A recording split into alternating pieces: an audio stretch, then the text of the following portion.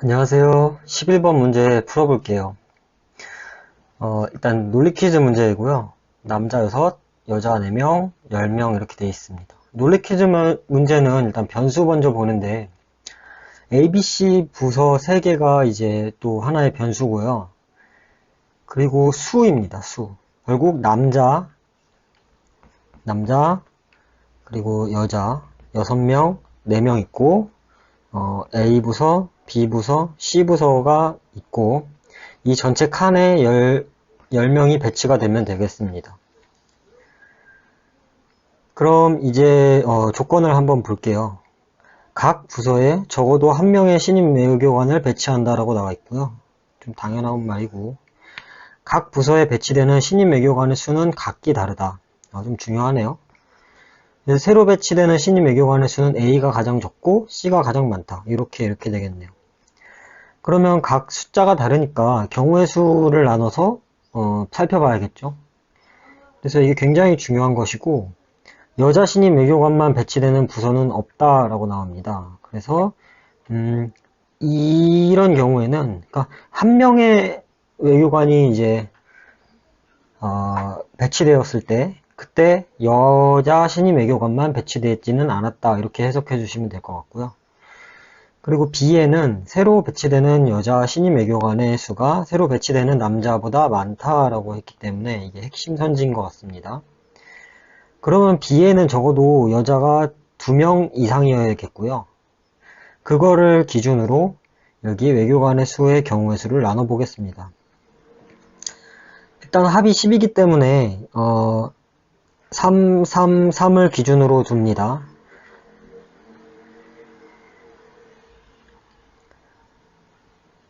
(3, 3, 3의) 나머지가 1인데 그래서 한번 경우의 수를 한번 나열해 보겠습니다. 일단 C를 가장 맥스로 했을 때 7, 2, 1 가능하죠.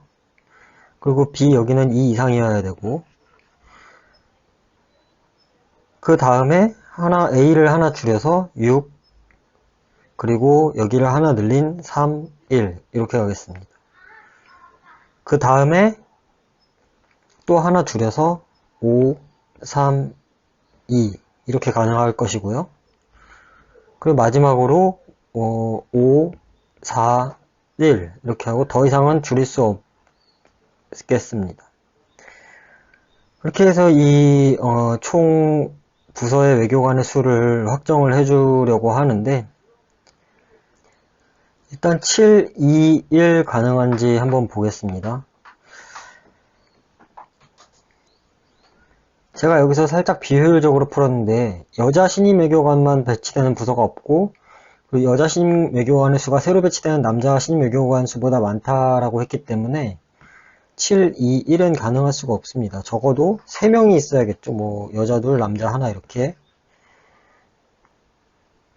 그럼 이제 6, 3, 1부터 넣어보겠습니다. 이거 거꾸로 넣어야죠.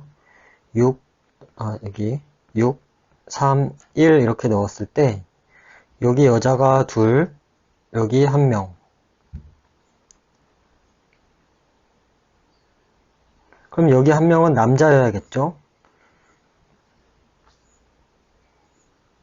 그럼 여기가 둘, 여기 넷. 이렇게 해서 6, 3, 1이 가능한 것을 볼 수 있겠습니다. 일단 반드시 참인 것을 고르라고 했으니까 경우의 수를 모두 넣어봐야 되는 게 맞고요. 일단 6, 3, 1 넣고 선지 분석 들어가겠습니다. A에는 한 명의 신입 외교관이 배치된다고요. 그리고 B에는 3명의 신입 외교관이 배치된다. 그래서 동그라미. 즉, 2개가 다 가능하게 돼버리므로 그래서 6, 3, 1 지우고 다음 걸로 가봅니다. 5, 3, 2입니다. 5, 3, 2 5, 3, 2 이렇게 해서 B부터 처리 2, 1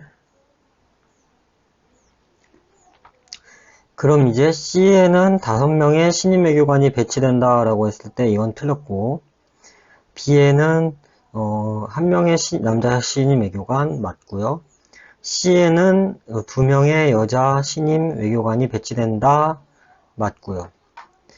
지금 이 상태로 있을 때 이제 또 다른 걸 넣어보는 겁니다.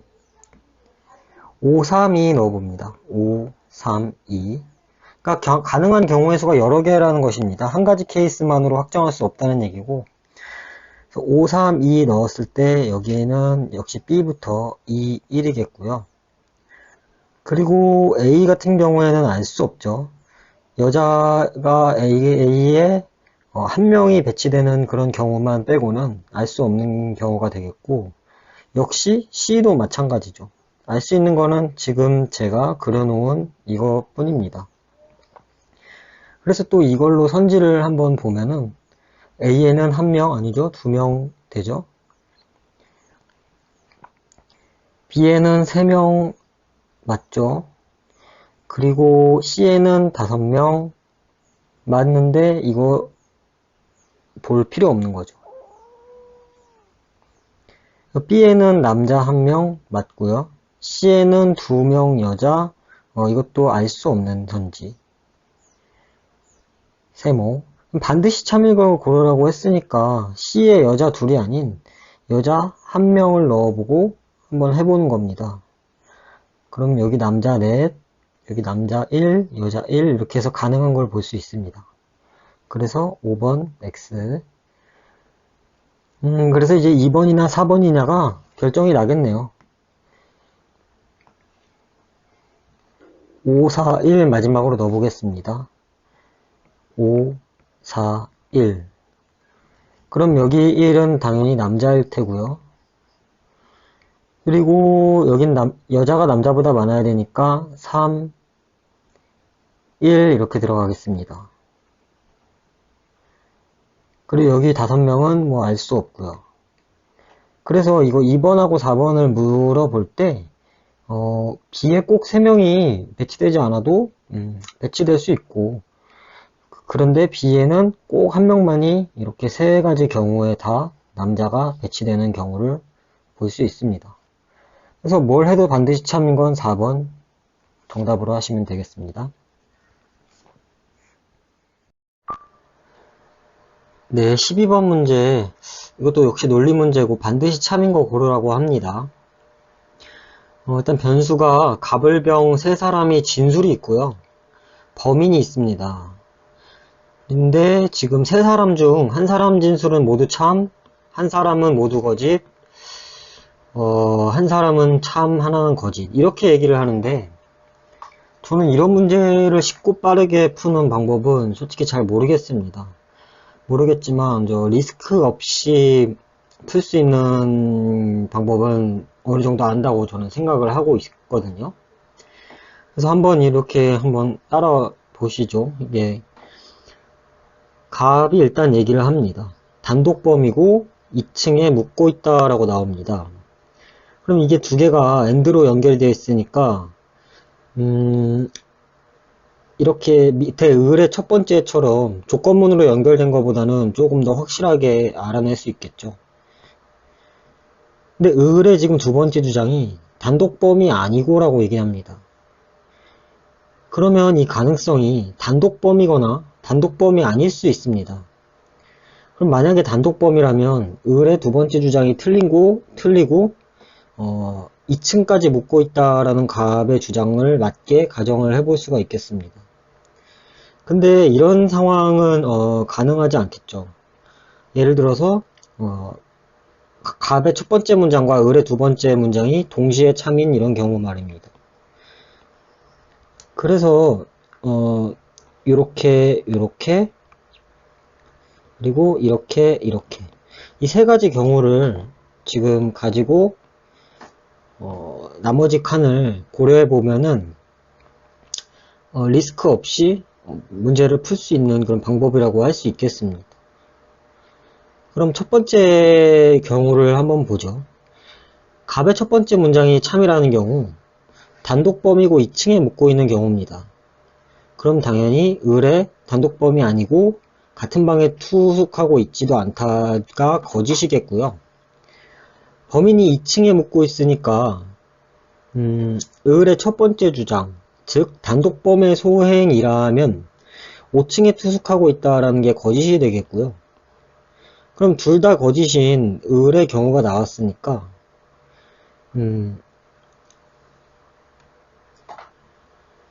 모두 거짓을 한 진술은 을이 되겠습니다. 그럼 이어서 지금 병 같은 경우에 두 번째 모든 방이 투숙하고 있어서 빈 방이 없다라는 것인데 갑의 두 번째 주장과 관련이 있죠. 만약에 2층에 빈 방이 있다면 병은 2층에 빈 방이 있다는 갑의 주장이 이렇게 된다면 병은 모든 방에 빈 방이 없다라고 주장하기 때문에 병도 틀린 것이 되어버립니다. 그러면 둘 다 모두 참을 말하는 사람이 없어져 버리기 때문에 요거는 참이라고 확정을 할 수밖에 없는 상황입니다. 갑의 두 번째 주장이요.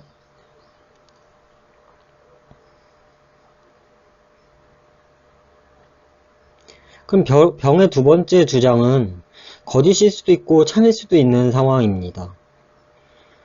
대신 병은 둘 중에 한 가지 거짓을 꼭 말해야 합니다. 그래서 이걸 살짝 이렇게 갈라서 동그라미 X, X, 동그라미 이렇게 나올 수 있다.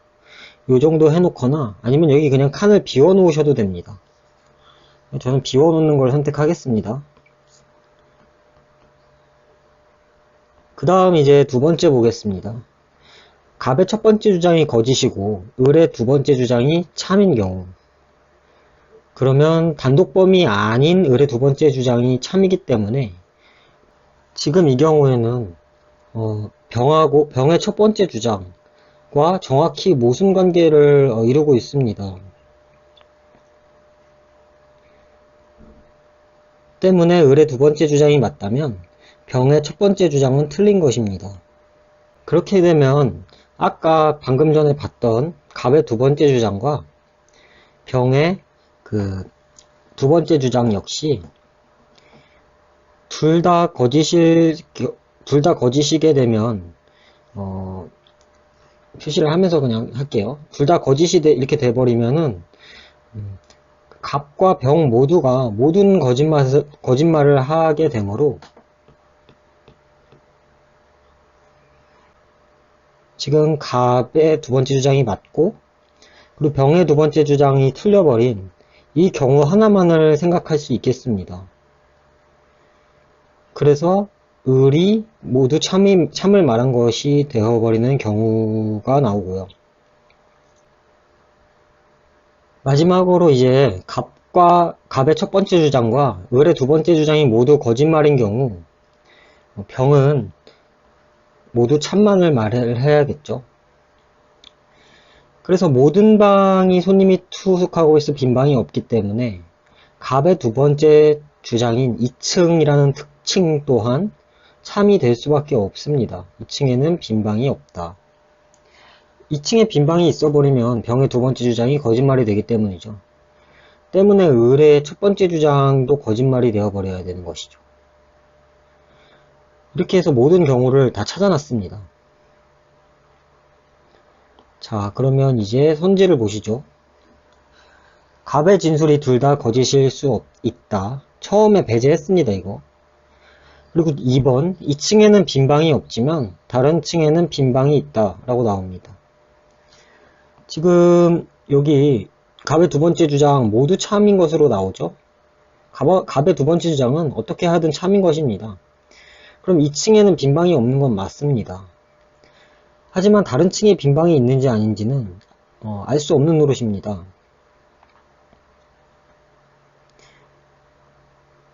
그러면 2층에 빈 방이 없더라도 지금 이 경우 번호 그냥 매길게요. 1번, 2번, 3번 경우라고 했을 때 1번의 경우에서 빈 방이 아예 없는 경우가 있을 수 있잖아요. 그래서 2번도 반드시 거짓다 그냥 모르는 것이라고 판단을 해주시면 되겠고요. 3번입니다. 병의 진술이 둘 다 거짓이라면 이렇게 나옵니다. 아까 이 3번의 경우에서는 이 경우의 수가 이렇게 나뉠 수밖에 없었고, 동그라미 X, X 동그라미 이렇게 나눴었고, 2번의 경우가 병의 진술이 둘 다 거짓인 경우죠. 그러면 갑의 진술 중 하나는 거짓이다. 맞죠? 갑의 첫 번째 주장이 거짓인 것으로 나옵니다. 따라서 3번 정답. 4번 을의 진술이 둘 다 거짓이라면 1번, 3번 경우죠. 이 사건은 단독범의 소행이 아니다 라고 나오는데 지금 3번의 경우는 단독범의 소행입니다. 그래서 4번은 반드시 거짓. 5번 같은 경우는 죄송합니다. 4번 알 수 없는 선지. 5번 같은 경우는 갑의 진술 중 하나만 참이라면 지금 1, 2번의 케이스죠. 이 사건의 범인은 단독범이 아니다 라고 나오는데 1번 케이스에 봤을 때 역시 모르는 선지가 되겠습니다. 네, 13번 문제입니다. 갑에서 병까지의 견해에 대한 분석이고요. 일단 문단별로 한마디씩 했고요. 선지를 잠깐 보니까 병은 그렇지 않다, 을은 그렇지 않다 이렇게 나오는 거 보니까 그냥 갑, 을, 병, 갑 이런 식으로 나눠서 선지를 위주로 한번 보겠습니다. 일단 1번 선지는 기술이에요. 그리고 2번 선지는 기술과 과학을 얘기하고 있고요. 디귿 선지는 구체적인 예시 같아요. 옷감 제작법. 전 일단 옷감 제작법이라는 예시를 잡아서 먼저 풀어보겠습니다. 병을 먼저 볼게요. 시행착오를 겪어, 여기 바로 시행착오 나오거든요. 시행착오를 통해 발전해 나가기도 한다라고 나와 있고요. 옷감 제작법. 옷감 제작법이라는 단어는 딱히 나오지는 않았어요. 일단 제가 지금 접근하는 방법이 안 될 것 같아요. 그래서 빠르게 다른 방법을 쓰겠습니다. 이렇게 한번 가볼게요. 갑을 먼저 보고 기술이란 용어가 낯설지 않다. 정의될 수 있을까? 모두 물질로 구현된다는 것이다. 이렇게 나와 있습니다. 그리고 거기에 대한 갑의 핵심 주장이 나왔으니까 거기에 대한 을의 반박을 바로 보면 기술이 반드시 물질로 구현되어야 된다는 말이 맞다. 그런데 그렇게 되는 것은 모두 기술이라고 부를 수는 없다.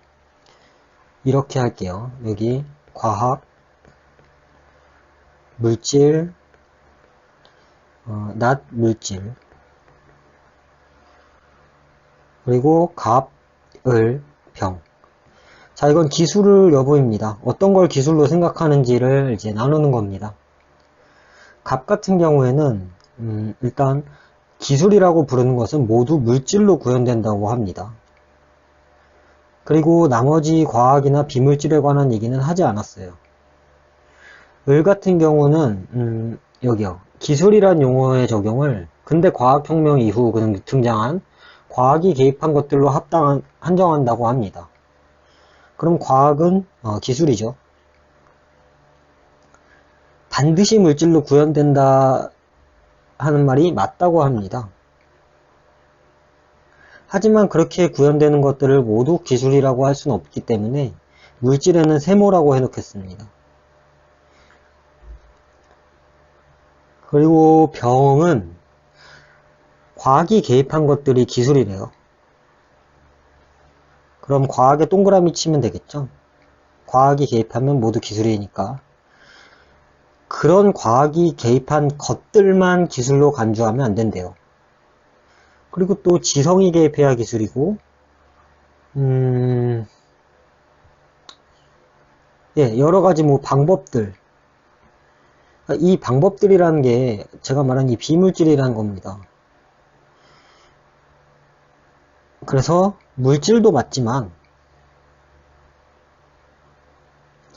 방법도 맞다고 보면 되겠습니다. 지금 여기 물질이 맞다고 판단한 이유는 어떻게 보면 좀 오바일 수 있어요. 그래서 살짝 이거는 보류를 해놓고 가겠습니다. 딱딱 나눠지진 않지만 이렇게 놓으면 문제를 풀기가 좀 쉬울 것 같습니다.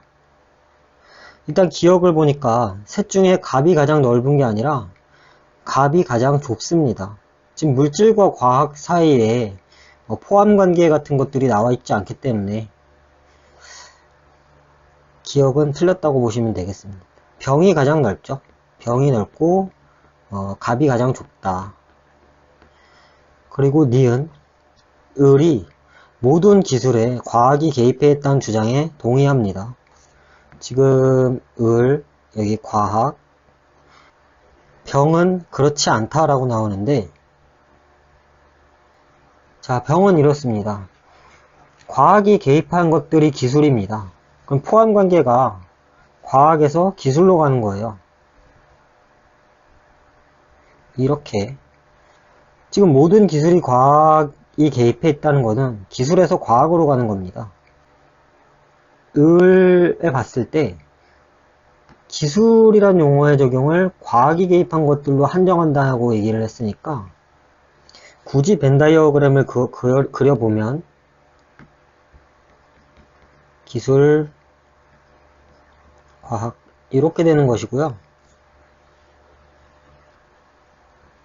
즉 이건 선지를 얘기를 하는 거고, 을이 얘기한 요 두 문장을 한번 합쳐봤을 때 이렇게 되겠습니다. 기술, 과학, 요렇게, 그리고 물질. 네, 이게 을의 주장입니다. 그럼 모든 기술에 과학이 개입해 있다는 주장 맞고, 병 같은 경우에는요, 과학이 개입한 것들이 기술이라는 점을 부인하지 않는다라고 합니다. 그리고 그것만 기술로 간주하는 정의는 너무 협소하다. 좀 친절하시네요. 헷갈리면 안 됩니다. 이렇게 되어 있는 겁니다. 때문에 이 부분은 과학이 개입해 있지 않은 기술이죠. 그러니까 니은은 맞는 선지가 되는 거겠습니다. 아이고. 자, 그 다음 디귿 보겠습니다. 병은 시행착오를 거쳐 발전해온 옷감 제작법을 기술로 인정하지만 갑은 그렇지 않다라고 봅니다. 일단 갑부터 보겠습니다. 시행착오를 거쳐 발전해온 옷감 제작법입니다. 분명한 사실은 우리가 기술이라고 부르는 것은 모두 물질로 구현된다는 것입니다. 물질을 소재 삼아 물질적인 결과물을 산출한다는 의미입니다. 옷감 제작법, 그러니까 나노기술이나 유전자 조합 같은 것들도 당연히 뭐 기술이라고 얘기를 하는데, 옷감이라는 지금 물질적인 결과물을 산출하고 있죠. 옷감을 가지고. 그렇기 때문에 갑의 이 말을 보고서 판단할 수는 없겠습니다. 그러면 이제 여기서 끝내시면 안 되고, 병과 상충하는 그 주장이 있는지 거기에도 맞춰봐야 돼요. 지금 병 같은 경우에는 시행착오를 통해 발전해 나가기도 하고, 하지만 처음에 근대과학혁명 이후에 과학이 개입한 것들이 기술이라는 점을 부인하지 않는다라는 게 이게 지금 을에 동의하는 부분이 있다는 거거든요. 그래서 기술이라는 용어의 적용을 근대과학혁명 이후에 등장한 과학이 개입한 것들로 한정하는 것인데, 옷감 제작법이라는 게 근대 과학혁명 이후에 등장한 과학이 개입한 거로 한정하기는 어렵죠. 하지만 시행착오를 통해 발전하기도 했고, 그런 부분에 있어서 병은 이런 곡식 재배나 가축을 기르기 위해 고안한 것도 기술이라고 불러야 마땅하다라고 얘기합니다.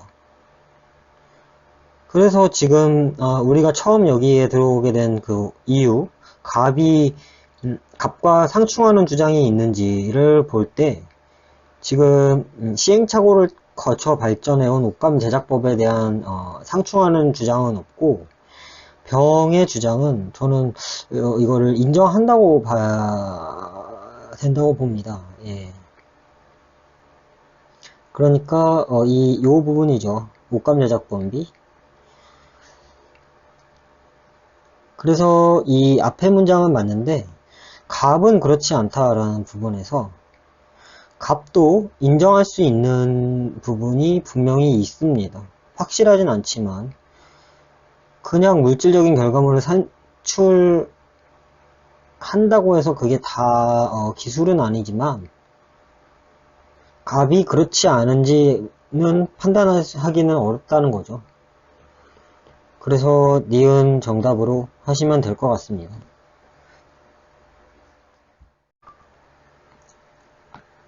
14번도 이제 논쟁, 견해 다 비슷한 문제고요. 이거는 갑과 을로 나눠져 있습니다. 근데 저는 이런 거 같은 경우엔 선지를 보니까 갑, 을 이렇게 나와 있을 때 갑이 안 들어가 있는 게 없어요. 그래서 일단 갑부터 처리를 하고 을을 처리하는 그런 순차적인 방법을 선택하겠습니다. 갑의 첫 번째 문장, 진실을 말하지 않더라도 다른 사람을 설득할 수 있겠다 이렇게 나옵니다. 그럼 not 진실 and 설득. 근데 여긴 당위적인 주장을 얘기하고 있고요. 그럼 여기 1번에 진실을 이야기한다고 하더라도, 즉 진실, not 설득, 동의한다 이렇게 나와 있는데 쭉 이렇게 갑의 주장을 보니까 여기 나와 있네요. 진실을 말한다고 한다고 해서 설득할 수 있는 것은 아니라고 나오니까 갑은 동의한다 라고 이렇게 동그라미로 표시를 해주고요. 자, 그럼 이야기 기술 저희는 아직 본 바가 없으니까 이야기 기술을 아직 보지 말고 5번 같은 경우는 진실하지 않은 것을 믿게끔 설득하는 것으로부터 야기된 결과가 나쁠 수 있다라는 거, 이 맨 위에 이 당위적인 결과 이거 얘기했죠. 그래서 여기도 동그라미. 자, 그럼 이제 이야기 기술. 여기 이야기 기술만으로 대중을 설득한다면 결과가 엉망이 될 거라고 얘기합니다.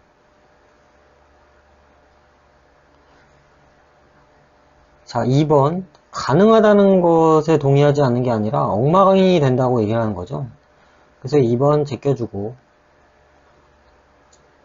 3번 이야기 기술, 진실을 말하지 않는 이야기 기술을 습득하지 말아야 한다는 것.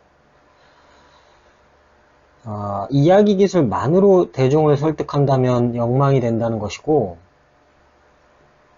자, 여기도 그렇기 때문에 말아야 한다는 것이라는 그 당위성은 나와 있지 않습니다. 다만 갑은 진실하지 않은 것을 말하는 것 자체를 이야기 기술을 설득이란 매개로 썼을 때 동의하지 않기 때문에 그런 것을 이제 습득하지 말아야 한다는 것에 동의한다고 유추는 해볼 수 있겠습니다. 그래서 동그라미. 자, 4번 갑은 이야기 기술을 가지고 있다고 하더라도 설득에 실패할 수 있다는 것. 설득이 되겠지요 이렇게 나오죠. 그러니까 실패할 수도 있겠지만 그런 말을 딱히 하진 않았기 때문에 4번도 제껴줍니다. 이렇게 갑만 봐서 지금 두 개의 선지를 제낄 수가 있으니까 이렇게 하는 게 더 저는 효율적이라고 생각을 하고 있어요. 그럼 이제 을 볼게요. 을은 좀 색깔을 바꿔서. 자, 설득하고자 하는 사람들한테 중요한 것은 진실을 말하는 것이 아니고 이야기 기술이래요. 설득은 진실을 말한다고 해서 성취될 수 있는 것이 아닙니다. 라고 나옵니다. 그럼 일단 끝났습니다. 1번 같은 경우에 을이 진실을 이야기한다고 하더라도 설득에 실패할 수 이거 일치하죠. 그래서 1번 정답으로 하시고, 자, 3번. 그냥 다른 사람을 설득하기 위해선 이야기 기술을 습득해야 한다는 것이지, 진실을 말하는 사람이라도 기술 없으면 설득 안 된다는 얘기고요. 그래서 3번에 이제 이 갑이 얘기한 거에 대한 의뢰 반박이니까 동의하지 않겠죠, 당연히. 5번 같은 경우에는 설득하는 것으로부터 야기된 결과가 나쁠 수 있다는 것을 을은 부정한다 라고 나오지만, 지금 여기서 말 끝나는데 을의 그 짧은 정보만 봤을 때 그렇게 얘기하는 것은 찾아볼 수가 없습니다. 예, 15번 문제고요. 추론할 수 없는 것은 이렇게 나옵니다. 일단 글이 뭐 그렇게 길지가 않으니까 그렇다고 해서 뭐 다 읽을 생각은 전혀 없고요. 연구 결과에 대한 얘기가 있고, 뭐 필요한 조건이라는 전 단어가 이렇게 보이네요. 일단 행복한 결혼 생활, 그리고 규칙적인 운동, 뭐 이렇게 되어 있습니다. 그래서 이건 실험과 결과의 범주에 굳이 넣는다면 넣을 수 있을 것 같고요. 이 연구 결과를 검증하기 위해 뭐 90세 이상 장수노인과 그리고 뭐 조기 사망자 200명으로 구성된 하나의 표본 X를 구성해서 나오겠죠. 그럼 본능적으로 이 밑에 쪽에 보시면 90세 이상과 그리고 낮 90세 이상 조기 사망자겠죠. 이렇게 해서 100명씩 200명이 있다고 합니다. 당연히 이 둘의 차이가 있을 것이고요. 실험을 했으니까 이거를 가지고 문제를 냈겠죠. 그래서 여기 장수노인 중에 그리고 조기 사망자 중에 뭐 이런 식으로 나오거든요. 그래서 이 밑에 얼마 안 되는 내용을 읽고 저는 이거를 문제를 풀 겁니다. 일단 하나만 먼저 볼게요. 조기 사망자는 모두 면역 지수가 낮았다. 그러면 조기 사망자가 여기죠. 여기 면역 낮았다 이렇게 표시해주고, 조금 여기 트릭이 있어요. 그냥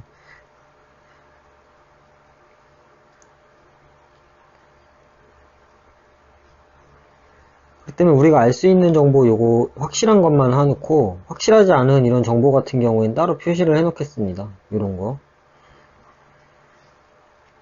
자, 짜거나 기름진 음식을 즐겨 먹지 않는 사람들의 경우 혈중 콜레스테롤 지수가 낮게 나타났는데 조기 사망자는 모두 높았다. 이건 대우로 알 수 있는 것이죠.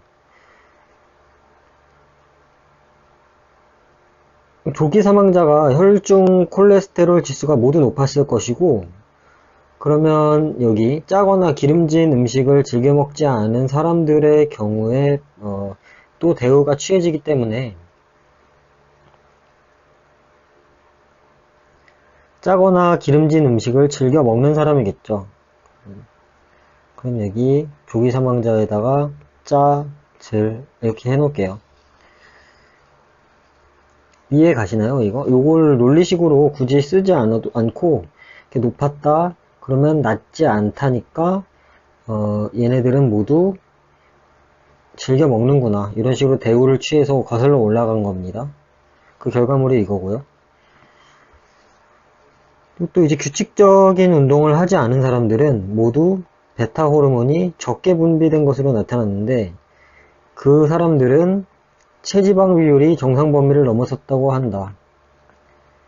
즉, 이 베타 규칙적인 운동을 하지 않은 것부터 여기 베타 호르몬 적게 분비된 걸 겹쳐서 여기 체지방 비율로 연결이 되는 것이죠. 근데 조기 사망자는 아무도 체지방 비율이 정상 범위를 넘어서지 않았다는 것으로 드러났다. 이것도 같이 대우를 취해서 같이 대우를 취해서 역으로 넘어갈 수 있는 것입니다. 그래서 일단 체지방 비율은 정상 범위를 넘어서지 않았고요.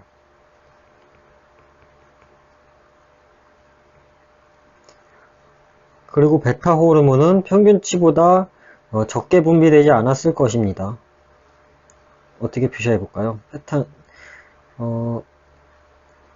적지 않다. 이렇게 하죠, 그냥. 그리고 또 규칙적인 운동을 했을 것입니다. 네, 이렇게 조기 사망자에 대한 그 정보가 정리가 쫙 됐고요. 그럼 이제 그 장수한 사람들의 조건을 보니까 위에 행복한 결혼생활과 규칙적인 운동입니다. 이게 필요 조건이라고 하니까 장수한 사람들 실험군에서는 행결 그리고 규칙 이렇게 되어 있겠네요. 자, 그럼 이제 선지 볼게요. 1번 X에 속한 사람들은 규칙적으로 운동을 했다. 지금 이 전체가 X입니다. 여기 규칙 둘 다 있는 것으로 보입니다. 그래서 맞는 선지고요. 2번 X에 속한 장수노인 중에 장수노인이면 이쪽이죠. 혈중 콜레스테롤 지수가 높은 사람은 없다라고 나옵니다. 자, 여기 조건하게 하나 놓쳤는데 여기 또 하나 필요한 조건은 짜거나 기름진 음식을 즐겨 먹지 말아야 된다는 것이죠. 그럼 여기 짜거나 기름진 음식을 즐겨 먹지 않는 사람들은 모두 낮게 나타났다고 하죠. 콜레스테롤이. 그래서 혈중 낮게 나타나니까 다시 말하면 높은 사람은 없는 거네요. 그래서 5. 3번 조기 사망자 중에 짜거나 기름진 음식을 먹은 사람이 있었다라고 나옵니다. 조기 사망자는 이 오른쪽 파트입니다. 여기. 근데 이 사람들 중에서 짜거나 네, 여기 있죠. 기름진 음식을 즐기는 사람. 그래서 3번도 맞는 선지이고요. 그리고 4번은 장수노인 중에 이쪽에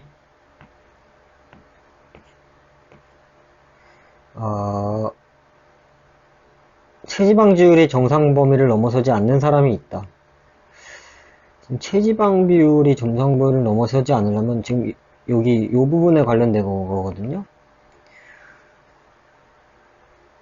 그럼 지금 조기 사망자에서 나왔고 유추할 수 없죠. 지금 우리가 장수한 사람들 중에서 알 수 있는 그 걸리는 게 이 세 가지예요. 행복한 결혼생활, 규칙적, 그리고 짜거나 기름진 음식을 즐겨 먹지 않는 것, 거기서 파생되는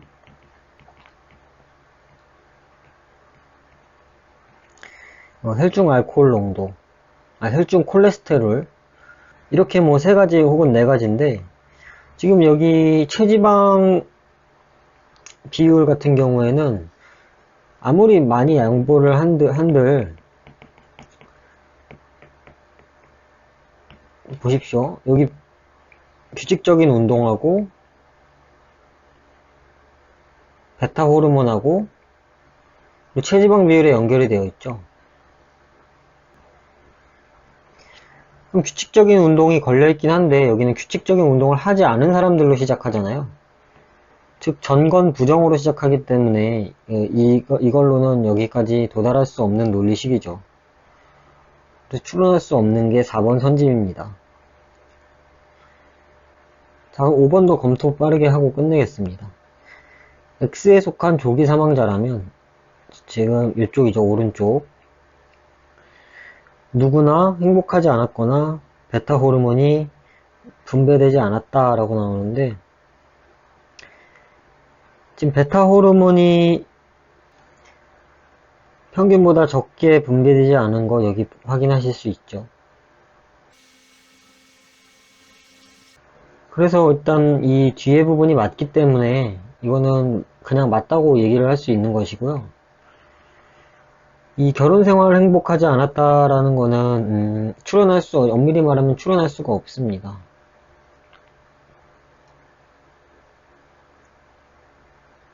왜냐면 이 부분에 여기 이 부분 조기 사망자가 모두 면역지수가 낮았는데 행복하지 않은 사람들도 모두 면역지수가 낮았다. 즉 면역지수가 낮은 게 있고 뭐 조기 사망자 이렇게 그리고 행복한 사람들 이렇게 이러기 때문에 X에 속한 사람들은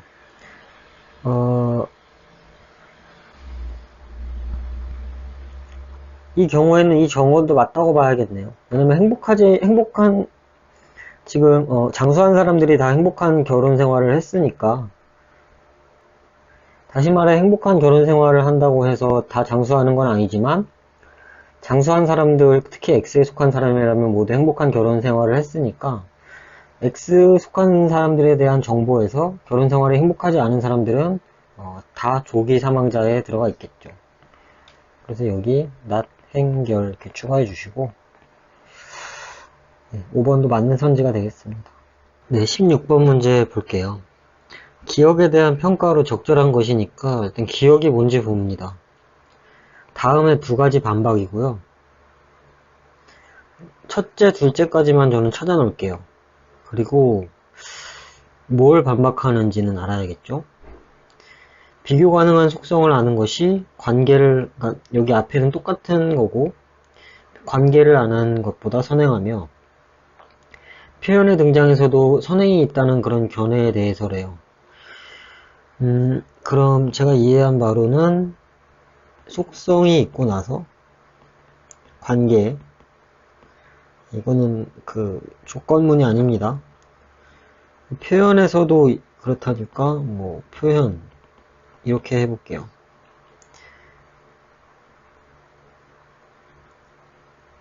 그리고 그거에 대한 반박이 있습니다.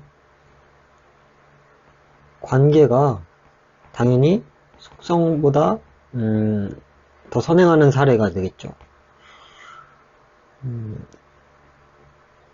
여기까지 그냥 안 읽고요. 둘째, 속성이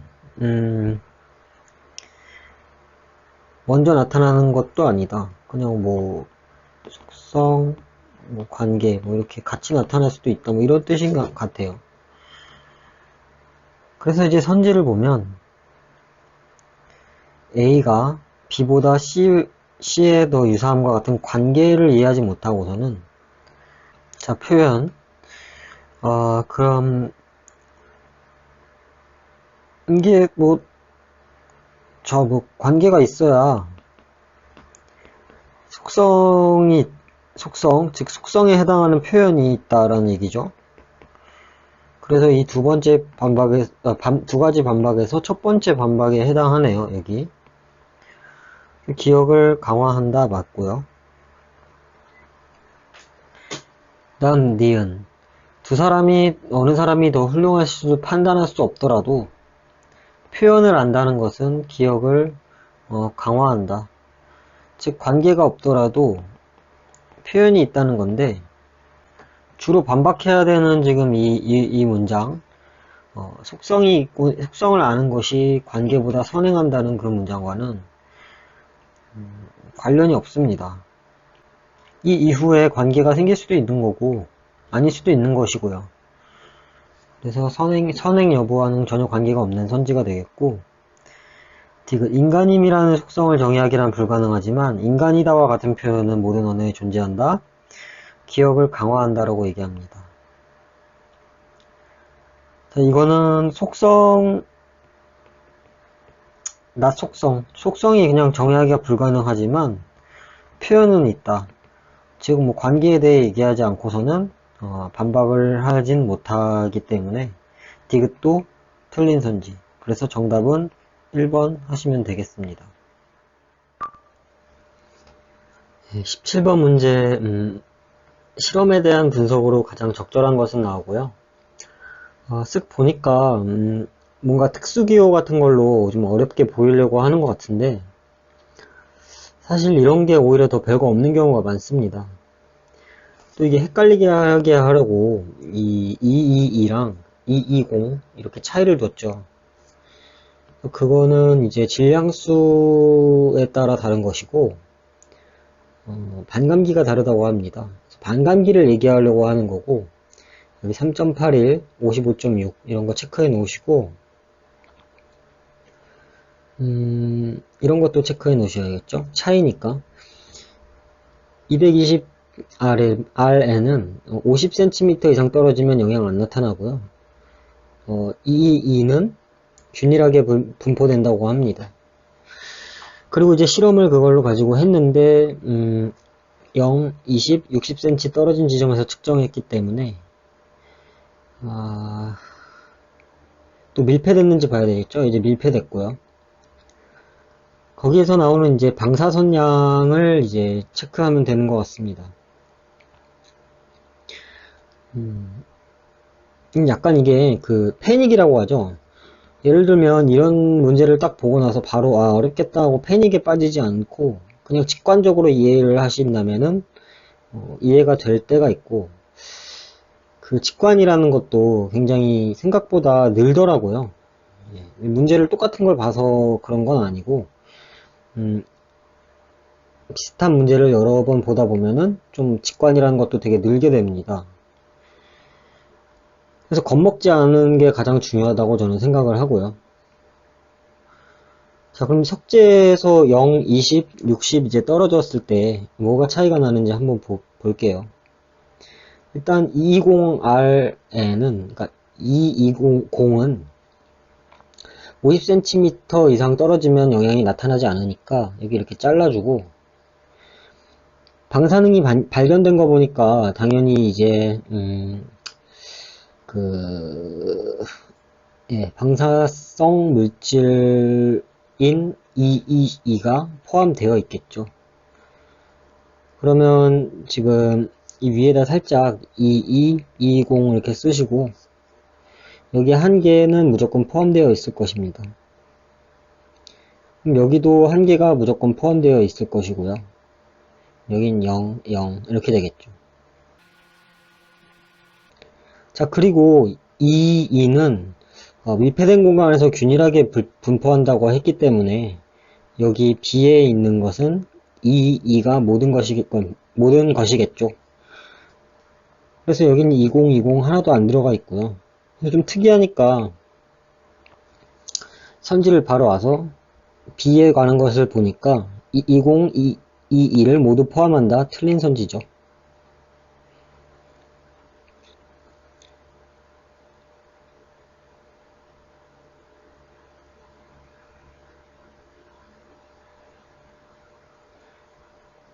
자, 그리고 A 역시 균일하게 분포하는 상황이라면 2는 1, 1 이렇게 포함되어 있을 것이고요. 나머지 2가 20에서 나온 것이고, 여기는 3이 20에서 나온 것일 것입니다. 그래서 20을 포함하지 않는다. 틀린 선지고요.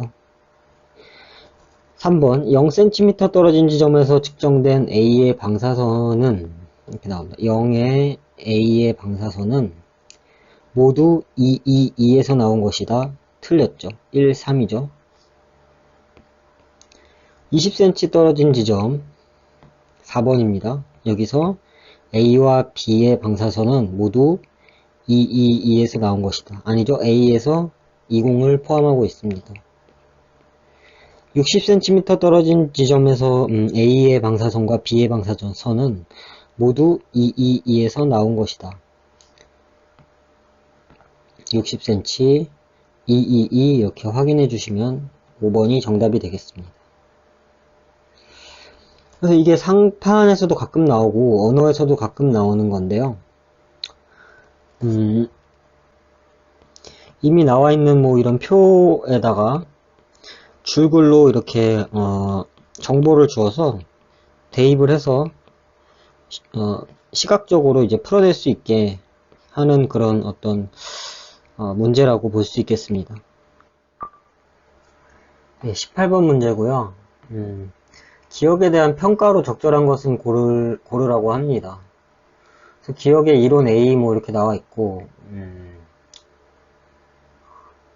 뭐 문제를 해결하는 방안이라고 합니다. 그리고 잠깐 선지를 보니까 강화 약화 문제고요. 그러면 이 문제가 무엇이냐 그걸 보고 해결하는 방안을 보고 이게 강화 약화에 대한 되게 줄거를 쭉 주고 하는 게 아니라 어느 정도 분류를 해놨다는 말이죠. 문제가 명확히 있고 해결하는 방안이 있으니까. 그래서 문제가 뭐냐, 어느 번역이 옳은지 결정하지 못하는 거고, 다른 의미로 번역될 수 있는 것이고, 뭐 가바가이 뭐 이런 말이고, 자, 그래서 알려진 적이 없는 것을 최초로 번역해야 되는데 뭐 행동에 대한 관찰 증거만으로 이제 번역을 할 수 없는 그런 문제라고 할 수 있겠습니다. 자, 이론 A는 그럼 어떻게 해결을 하냐? 즉, 이런 거부터 보죠, 저는. 문장을 충분히 모아서 의미를 확정하고 그걸 기반으로 단어의 의미를 결정하는 것이다. 이게 첫 번째라고 보시면 되겠고, 예를 들어, 네. 그리고 여기부터 두 번째겠죠. 수많은 문장들로 구성된 과학 이론 속에서 결정된 것이다. 네, 이렇게 두 개 정도의 핵심 문장을 정리해 놓고 선지로 오겠습니다. 기억 선지 볼게요. 고래는 포유류이다. 의미 확정하려면 포유류의 의미를 결정해야 한다는 점이 기억을 강화한다라고 얘기합니다. 자, 다시 한번 리마인드 해보면 첫 번째는 문장을 충분히 모으고 그걸 의미를 확정하고 그 다음에 구성 요소를 결정하는 겁니다. 자, 지금 여기서 약간 트릭이 있는데요. 이게 정확히 읽어야겠죠. 문장들을 충분히 모아야 되고 그 다음에 이걸 구성 요소를 결정하는 겁니다. 즉 고래는 포유류이다 이러면은 뭐 의미를 확정하려면 뭐 고래는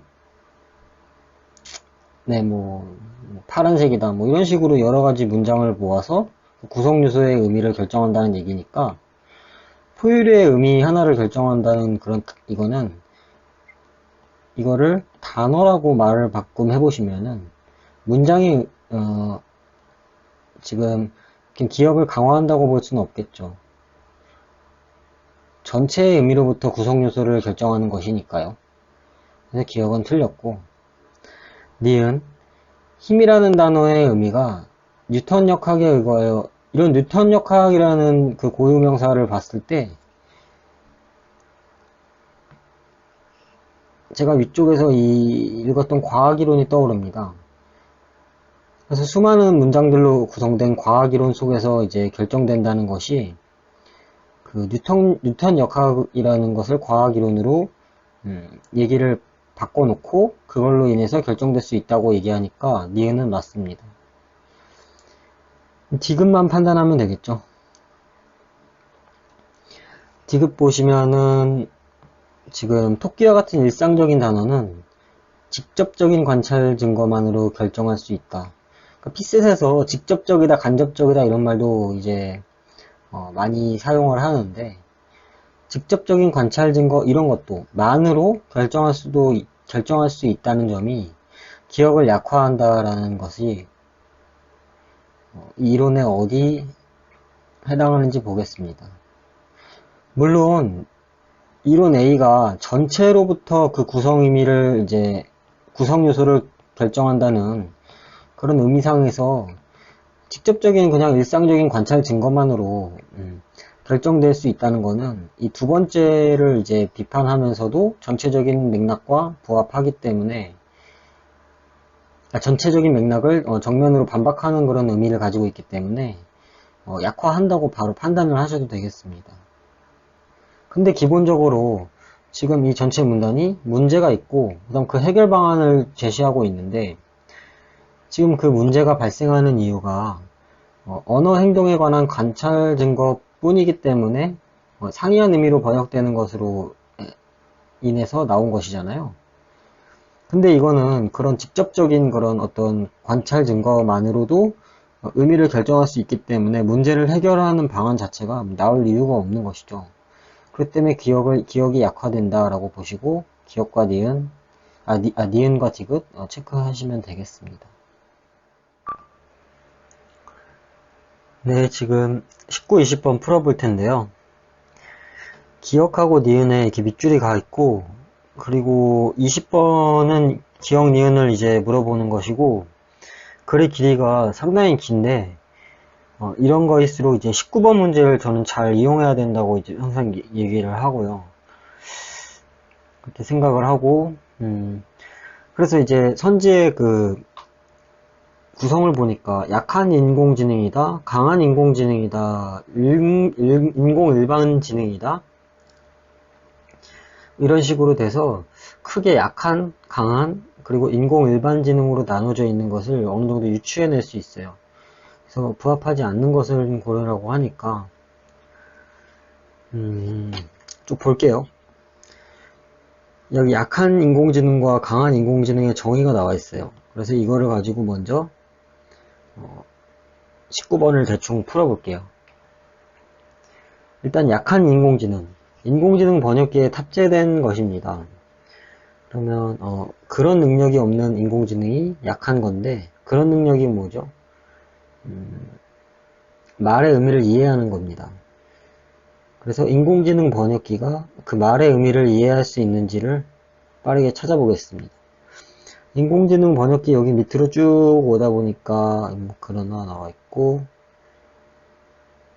여기 있네요. 인공지능으로 작동하는 번역기. 번역하는 건 감탄스럽지만 이해한다고 볼 이유를 제공하진 않는다.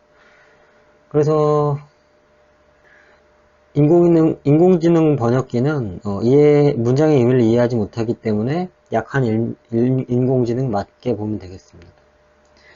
그리고 2번 많은 종류의 문제를 해결하는 인공지능이 강한 인공지능이다 나왔는데, 아까 약한 강한 이거 봤을 때 여기 말의 의미를 이해하는 인공지능이 해낼 줄 아는 일이 별로 없더라도 강한 인공지능이라고 정의를 해주죠.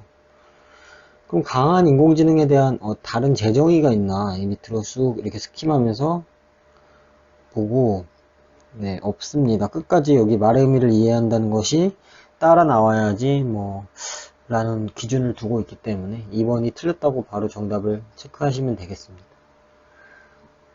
기억과 니은에 대한 평가로 적절한 것은 고르라고 합니다. 20번.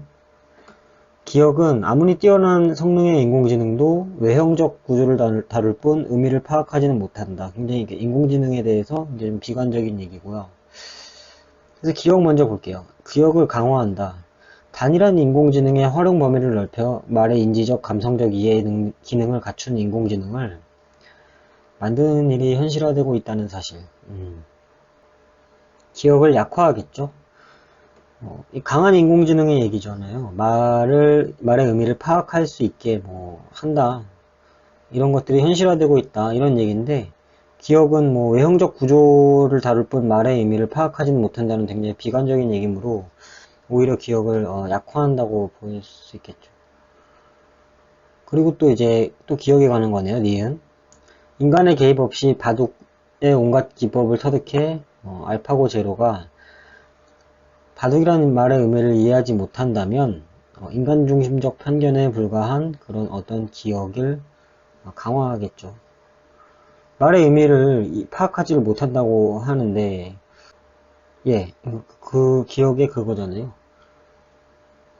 기억을 약화하겠죠. 예, 말의 의미를 파악하지는 못한다라고 나오는데, 여기 잘 보셔야 됩니다. 이해하지 못한다고 보는 게 편견이다. 즉 이해할 수도 있지 않느냐 이런 얘기이기 때문에 니은을 기억을 약화한다 이렇게 보시면 되겠고요. 디귿 말의 의미를 이해하는 것과 이해하는 것처럼 보이는 것이 전혀 구별될 수 없다는 사실은 니은을 약화한다. 니은 볼게요. 일부 사람들은 이러한 지능이 강한 인공지능이라고 생각하지만 잘못된 생각이다 라고 얘기를 합니다. 우리 인공 일반지능이라고 부르는데 그런 지능이죠. 인공 일반지능이.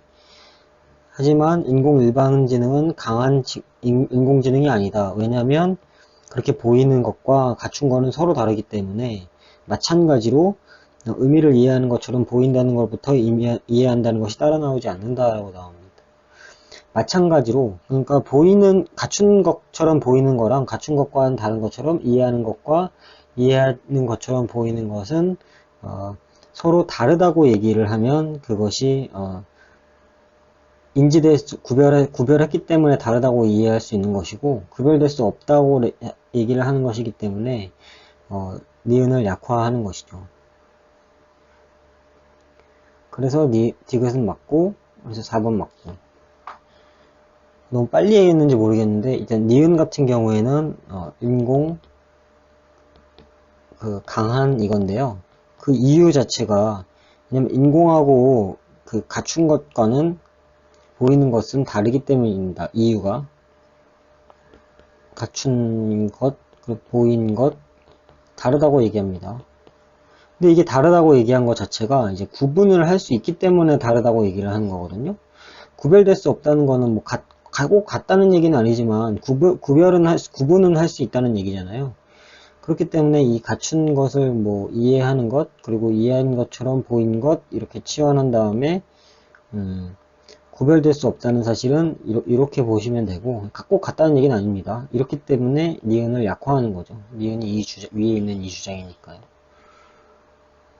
네, 그렇게 20번까지 한번 풀어봤습니다.